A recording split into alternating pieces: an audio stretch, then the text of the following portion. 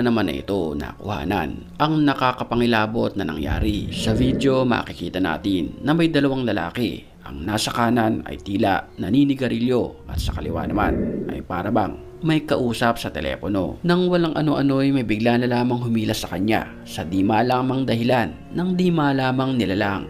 Agad naman tinulungan ng lalaki ang kanyang kasama at ang mga sumunod na pangyayari ay panoorin natin.